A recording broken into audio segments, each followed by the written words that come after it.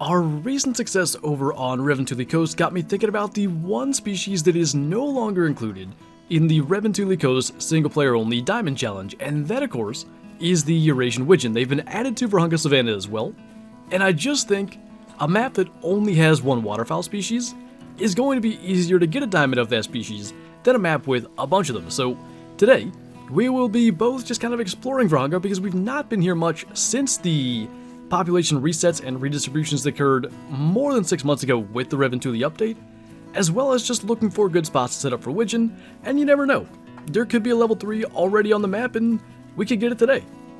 It looks like for starters though, we'll have a pretty decent level for Gemsbuck. I want to say 287 or something's gold, so more or less a guarantee. And for big game today, we have the 7 mil. In order to carry the equipment we need to be able to set up for Wigeon, we had to kind of consolidate our loadout. There is a Gemsbuck heart shot, not a bad way to start out. So basically, we are carrying the 7 mil, the 243 handgun, and the 22 firearm. I think that for the most part, we're not going to worry too much about like setting up a blind and shooting Wigeon with a shotgun, unless we do find a level 3. If we can get some out of the air or off a lake with the 22 though, that's just starting to help with potential respawns that we may need to get a diamond of them. As for the Gemsbuck, hundreds of hours on Vurhonga Savanna taught us exactly where to aim to make that heart shot, and evidently, you don't just need the most powerful gun to do it. So this black line on their leg almost exactly marks the heart, so if we just keep the cursor there, you can see the heart is just behind that. I don't know what that is. That the brain? It looks like it appears from between the horns. I have not seen that yet, but kind of looks like it would align with the brain. I don't know. Either way, a 304 score is not bad. There's still always the hope for a diamond male Gemsbuck. That is a flock of Wigeon. Got a decent level 2 male there. I thought, yeah, there are actually 2 flocks. The good thing that I've noticed on Vurhonga 2, I have yet to see a flock of Wigeon that is unspottable. So they all are in a position where you could potentially shoot them. I actually think they may just land at this lake, but it's probably not worth the time to find out, so we'll try to get this guy. Odds are we won't, but if we could get him, that would be nice. And in the future, maybe we can catch some that are already landed, but that one, it looks like is going to get away.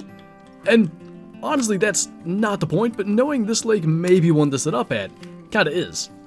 And maybe already, we could be onto something. There is a male Eurasian Wigeon sitting down there, about 200 out. Rarely would I care so much about getting the range right on a duck on the water, but I do want to make sure we hit this. So we'll aim basically dead on for 200. That'll get him.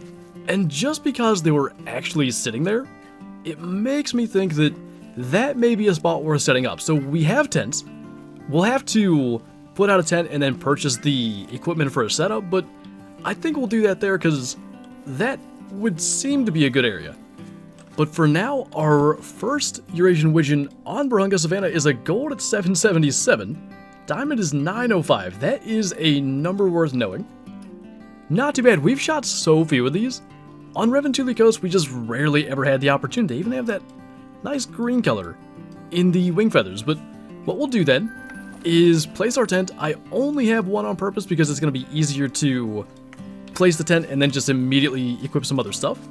And we'll get a Wigeon setup going. Unsurprisingly, they are showing up immediately when we start placing decoys, which I think is good. And I actually really like this spot. The water is fairly shallow in this corner, so I think it's going to allow us to get well out into the water and be in a position, that's a pretty big one, be in a position where they should land into the wind and therefore in front of us. I think they'll land the decoys with no collars. I actually don't have that equipped. I want to get that one. And indeed, they will land. We got another one coming in there, but I think he's the last one here. Up to 906. We just saw 905 as diamond, so technically, there would be a really tiny chance, and I don't expect this to make diamond. In fact, I don't even necessarily want it to make diamond. I would prefer for our first diamond duration teal to be taken out of the air with a shotgun. But as we set up here, definitely we'll take that. We'll actually get the other decoys out and then go get them. But then that will put us 2 for 2 already because his minimum estimate was above the gold requirement, which kind of makes me think the gold requirement for them is a little low. they look more like Eurasian teal than I thought. Just the head and neck is a lot different, so that's a gray plumage type. I like it. I might have a lot of fun hunting these unexpectedly, but long shot that with the 22. And by the way, just to clarify, because right now, it looks like I set this up completely wrong for the ducks to land into the wind. I'm thinking that it's going to be best to generally face south, because once you get to 8, 9 o'clock on pretty much any map, the wind blows north to south for most of the day from there. So I think this is the way to do it. And we can move on to other lakes and other spots. I'm not really sure what this lion's doing. Chasing something. I guess he got out of that loop. He's going to end up getting so far away that he's out of render. Now he's really moving. So what we'll probably do is go 22 Virant. Try to guess how far out ahead of him we need to hit, or behind him potentially, that'll work too, and go ahead and go for the shot. He's actually, that is cool. Not because the alert animation and then him crouching would make a lot of sense, but because he was actually in the grass, it was sort of as if he was hiding an alert. So the question is, did we get along? It looks like we did. 7 mil is way underpowered for lions, frankly, but it is ethical. And that'll be a max weight level 7 that probably has been here the entire time. I doubt we've been down to here since all the changes. You know, it didn't work out half badly, though. He ran pretty far naturally from a 7 mil shot, but he ended up right about where we first saw him. And wait, are we too far left? We are too far left.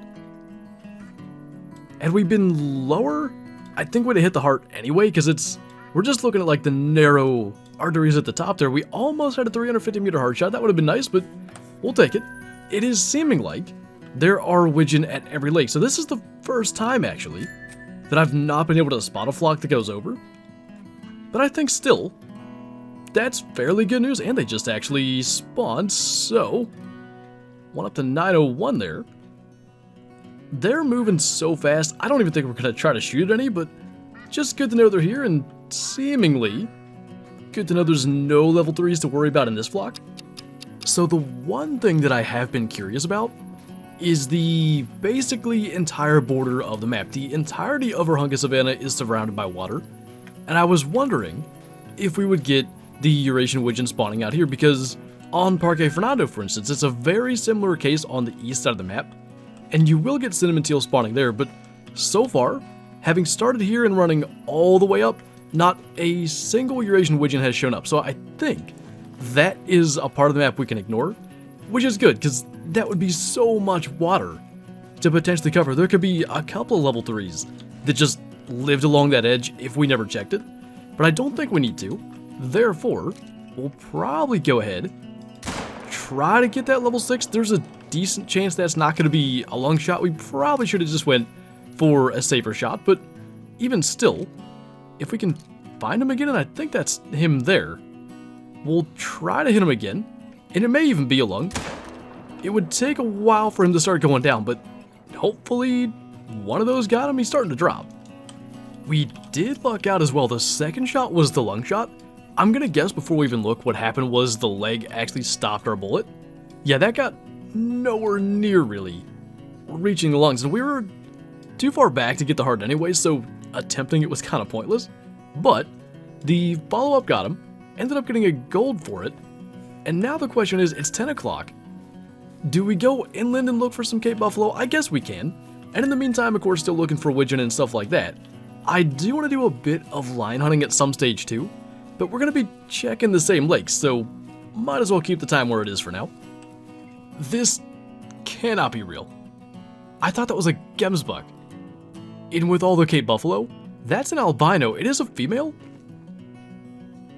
So there's one of two options here, and I think it's gotta be that that's an initial spawn, because I find it very unlikely that we would have shot very many female Cape Buffalo. Now, it could definitely be that one attacked us, and we shot it because of that. Otherwise, though, I would think that this has been here since Reventuli, and what's kind of wild about that is, like, we have been out here, we've looked for Cape Buffalo, and it's not hard to see. Like, they quite obviously stand out. So what I want to do, since the wind is bad, is at least attempt to get it to go alert. I really want to try a hard shot with the 7mm frontal. It's possible, but they are definitely tougher than they used to be. So need to alert it ideally before it gets into the grass. So there we go. Not really a spot where we can see, but I don't know. That's also not a good angle for a hard shot. We may just try to get a lung. Let's see what we can do. If we get through this grass, will she turn around again? And naturally, now we've got ourselves a problem. I think we probably spooked the albino already. I don't know that for certain, but I can only imagine that's the case. Would have been nice if it left blood so we could know if we hit it well or not, but that's the albino's track. And now that we have it ID'd, we can kind of stick with that. We did get the vital hit here. I've talked about this a bunch, but in case you've not seen it, with especially underpowered weapons, but really anything for the Cape Buffalo, lower shots in the lungs, like below the halfway point, typically seem to penetrate better and get the lungs more often. So that's what we went for there. A 139 score, and now there's no doubt we spooked the albino. So that's why I wanted to ID the track. That way we can go back to what the hunter mate says. That's a run track.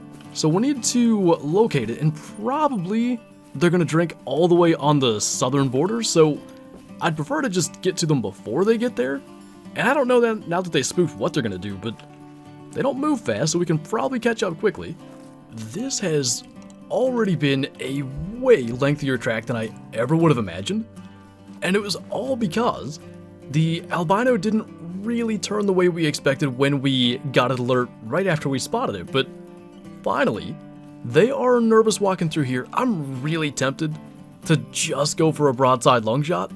It's been such a long track already, and my concern currently is that we're actually too far above it elevation-wise, and I don't know what it's doing. But I kind of think that we wouldn't be able to get the heart anyway, and of course, right as we're ready to go for that, it starts to trot. Can we just get that shot in there? It's going to be a bit back, but it's going to be in the lungs. Cape Buffalo have massive lungs, and this has been too long of a track. I mean, not to say that I wouldn't track this albino for as long as it takes, but they aren't exactly what we're here for. So we'll go ahead and make sure we get on the correct track here. There is a lot of blood, so that's going to take it down. Not the super gratifying insta drop that I would have wanted, but after some time, it's just more important to get it down. It actually didn't go like anywhere. And so, let's see what the tracking distance ended up being. I want to make sure we're not going to get run over here. I think we're good. A tracking distance of 3.5 kilometers. It was only a single lung shot. It's not like we got lung, liver, stomach, but it really, yeah, 50% quicker. I don't know why it went down that fast. Regardless, pretty cool kill. Honestly, even if we were to accomplish our exact goal of getting a diamond Eurasian Wigeon today, this would have been the cooler kill between the two, so pretty cool to get that. That's actually our first ever albino female. We've had 3 albino males, all level 7s, all golds, and 2 leucistics, both females, same size roughly as the one we just got. So finally kind of breaking that trend. Maybe that means the next rare male we get will be a leucistic. I really want one of those. But that was pretty cool. As for ducks and stuff, we're almost a lion drink time. I guess we'll just swing up there through here. I've been waiting for lion drink time for these lakes because I want to see what the Wigeon are like there. I think we'll just go from here and work our way up. It should be lion drink time by the time we get there. Now, I guess it could be the case that we're just early, but all I see are female lions, and frankly, that is still the one thing we're looking for from this map for multi-mounts is a 3rd rare female lion, but I wouldn't have minded a male or 2. No, we were down here once. This was, I think it was the Call the Wild wishlist video, the place where we came and shot a lion for something, and I thought I just heard, yeah, there were some Wigeon flying through here too, so that's good to know. Can't quite spot that last one. I just want to make sure there's not like a level 3 around, and that's a female, so we'll go and get our female lion, and then we'll check that other side, and that might be the last thing we do today. we'll have to kind of see what happens, but it may be worth setting up for Wigeon down here too. I think I've still got a tent to where we could do that. That is our female lion, 37 score with the 7mm heart shot at 200 meters. We'll scoot up to this other lake. If we have another flock go by the time that we maybe get this one and one other, we'll probably go ahead and do that. If this stays broadside, we should be able to get it down. It's gonna, well, must have gotten a double lung. I was gonna say it'll take a while, but not any more than what you would want, really. Just about perfect, in fact. We're just getting to the other lake, so glad we don't have to worry about tracking over there. That one made silver. Double lung, kind of in that high in the lungs area where the lungs get a little closer together. Not too bad. And we'll see what's at this last lake and if any more ducks decide to pay us a visit. And what appears to be at this last lake are all of our missing male lions. And they're all silver, so we'll just try to get this guy since he at least was standing still. He should just eventually offer us a shot. If we could get another hard shot, that would be great, but just whatever we can get here. That, I guess, is going to have to be a lung shot. And actually, I think for a second there, yeah, another female lion came out of there, so lots of them down here. I've not seen any more flocks of ducks, so for now we may wait. We've got a tent right here, so it's never going to be difficult to get back to this lake and set up for ducks if we so choose to, but I'm pretty happy with this hunt. Obviously, a kind of scouting hunt in a way as far as finding the best areas for Eurasian Wigeon. I never expect to really get much of anything, so to have an albino Cape buffalo on this hunt is just a huge bonus. As for our setups, we only found the one zone up there in the far north, and for now we'll just have to go with that and see. I don't know when it'll actually be, but at some stage here fairly soon.